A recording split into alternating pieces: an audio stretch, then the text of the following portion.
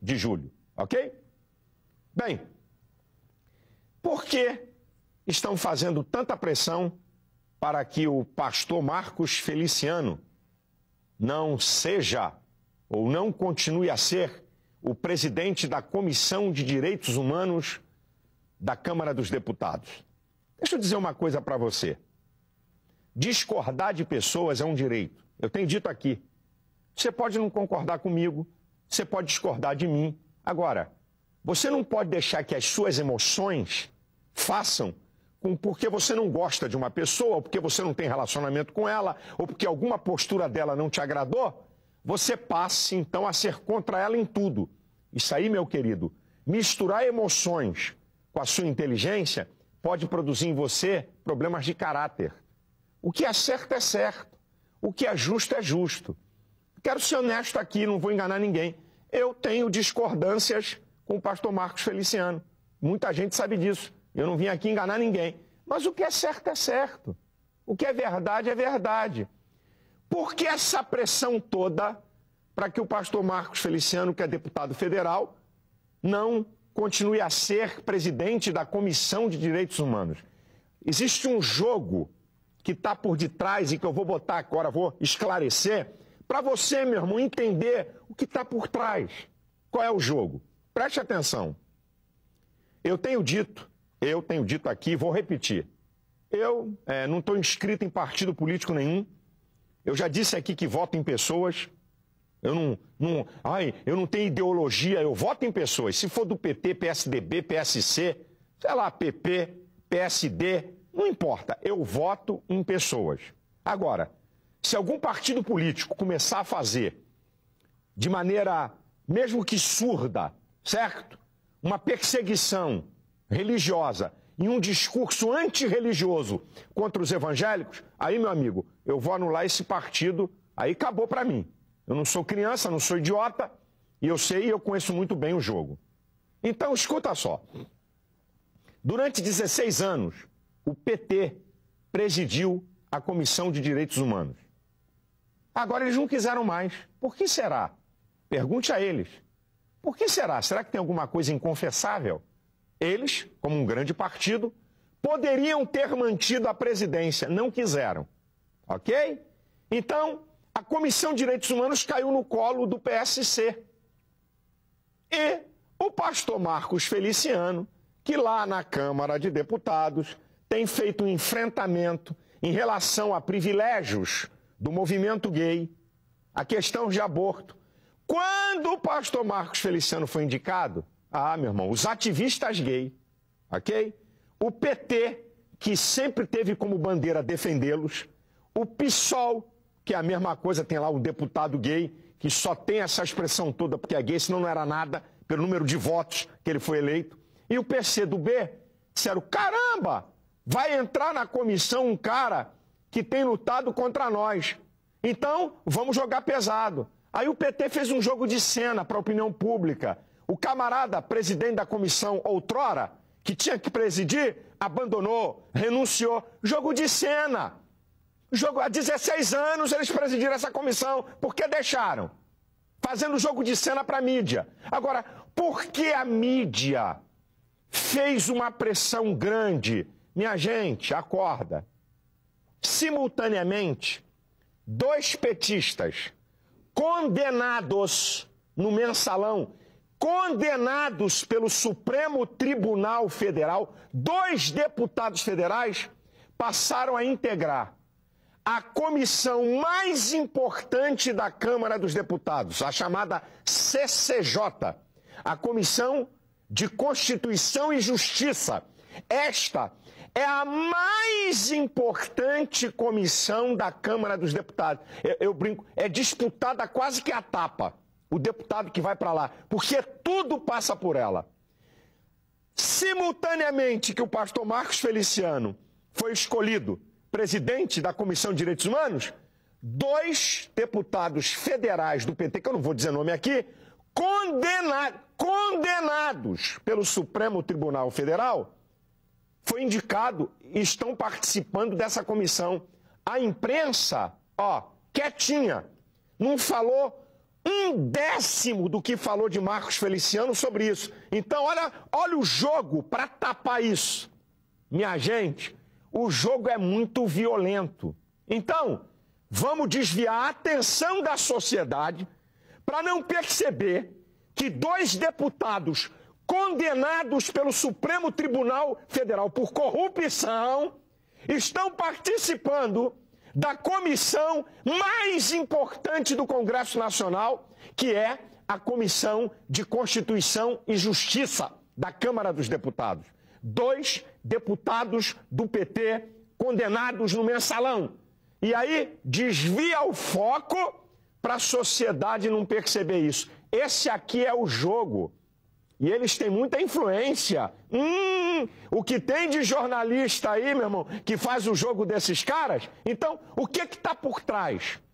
O jogo da esquerda, que não suporta os evangélicos nem a ideologia cristã, porque a deles é ateísta humanista. Então, querem alijar do processo social da nação brasileira o pensamento e o voto dos evangélicos. E querem, então, colocar um bloqueio na sociedade contra evangélicos e pastores. Aí eu pergunto, o que tem a ver a casa do pastor com a Comissão de Direitos Humanos? O que tem a ver o pedido de oferta dele com a Comissão de Direitos Humanos? E outra, querer dizer que por uma frase alguém é racista ou homofóbico, isso é piada. Isso deve ser piada e de mau gosto. Eu não concordo com a ideia dele sobre... É uma discussão teológica isso. Eu não concordo com essa vertente teológica de onde vieram os negros. Eu não concordo. Mas é uma vertente teológica. Não tem nada de racismo. É uma discussão teológica que eu não concordo. Eu não concordo com essa vertente teológica. Ok? E o cara, com todo respeito eu vou brincar... Hoje você vê assim o Marcos Feliciano de cabelo esticado, mas, meu amigo, se pegar aí atrás, o cara é de origem negra, o cabelo dele é todo enroladinho. Vai ver lá na família dele, ok? Vai lá ver. Eu não concordo com tudo que ele fala, eu já disse aqui, eu tenho discordâncias com ele. Mas isso é um jogo sujo, ok? É um jogo sujo que está por trás para esconder nomeações de gente condenada por safadeza, ladruagem e roubo, e que estão na comissão mais importante da Câmara dos Deputados, ok? E por que um pastor evangélico não pode dirigir a Comissão de Direitos Humanos? E como é que estão fazendo um pré-julgamento? Ele já está lá? Ele tomou alguma medida contrária? Agora, o que a Comissão de Direitos Humanos tem feito? Privilégios de proteção para o ativismo gay. Então eles ficaram loucos. E outra, essas manifestações no Brasil de Araque, manifestação onde tem ativista gay, gente do PSOL, gente do PCdoB e gente do PT. Manifestação de Araque com meia dúzia de gente. E eu tenho dito aqui, eu faço uma separação entre homossexuais e ativistas gays. Homossexual, o cara quer ser, é um direito dele. Quem é que vai impedir isso? É um direito. Não estou aqui para dizer que não pode, nem Deus diz que não pode ser. Eu vou dizer, é um direito ser. Ativista gay é aquela turma que mama nas tetas do governo e nas estatais para dizer que o Brasil é homofóbico e dizer que todo mundo que é contra eles é homofóbico. São esse grupo. E que estão desesperados porque estão com medo que se descubram coisas, sabe? Que estão ali dentro da comissão que ninguém sabe para favorecer eles. Portanto, isso é um joguinho político sujo, isso é um joguinho político sem vergonha, que visa um discurso antirreligioso, alijando se ateu pode dar opinião, se empresário pode dar opinião, se operário pode dar opinião, ok? Isso tudo faz parte da sociedade, evangélicos também. Como é que você descarta suas crenças e valores? Por que um comunista, um ateu, pode influenciar e um pastor evangélico ou um evangélico não pode com as suas crenças e valores?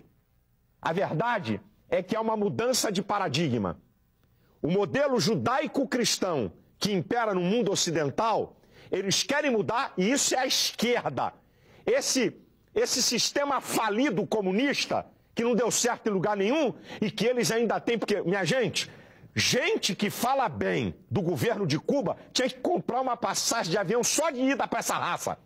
Vai lá para Cuba, vai lá ver. Nada é mais precioso do que a liberdade. Você pode dar tudo ao homem, se não der a liberdade, acabou. O homem nasceu para ser livre. Um sistema miserável daquele, um sistema... Pode ter o quê? O que tem lá demais? Lá tem miséria, lá tem fome, ok? Lá tem um camarada que é dono do país, e são esses caras que fazem apologia. E uma outra coisa que eu vou encerrar aqui.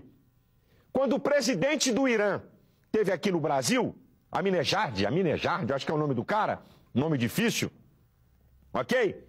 Esse cara que pendura gay em guindaste em praça pública, eu não vi o PT, o PSOL, o PCdoB e os ativistas gays fazerem nada contra a presença desse cara aqui. Sabe quem fez? Eu.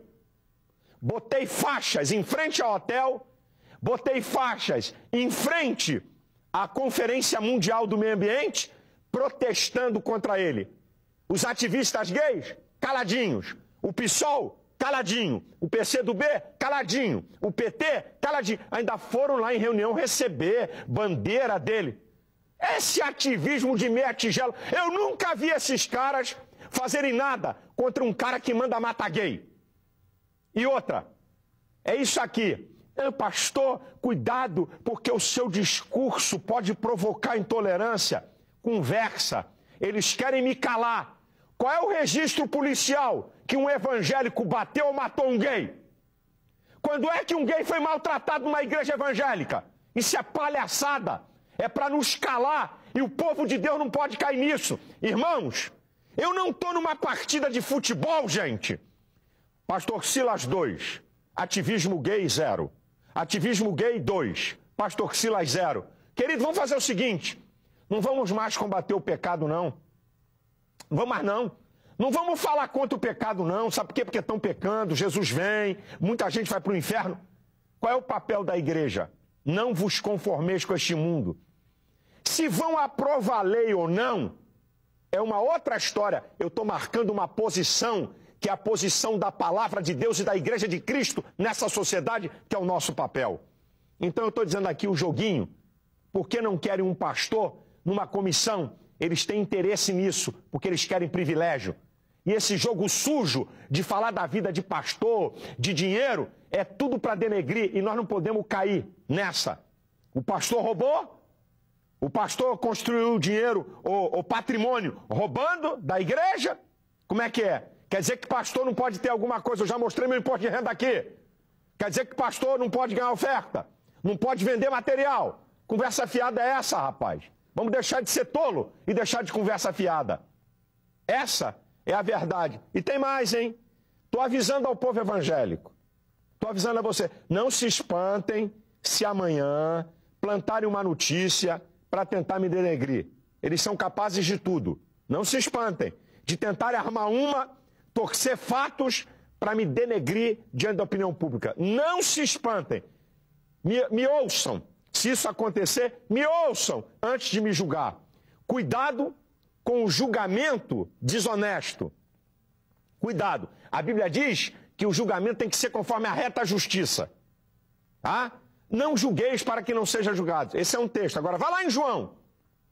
Sabe que o contexto é quando você julga de maneira parcial. É isso que você não pode fazer. Senão, todo juiz ia para o inferno, todo desembargador ia para o inferno. Porque ele julga. E nós julgamos na nossa casa, nossos filhos, nós julgamos na sociedade e nós podemos julgar segundo a reta justiça. Eu quero abençoar a tua casa e tua família. Que Deus abençoe você, que Deus abençoe tua casa, que Deus abençoe o Brasil, que Deus tenha misericórdia, que Satanás não prevaleça contra a família brasileira.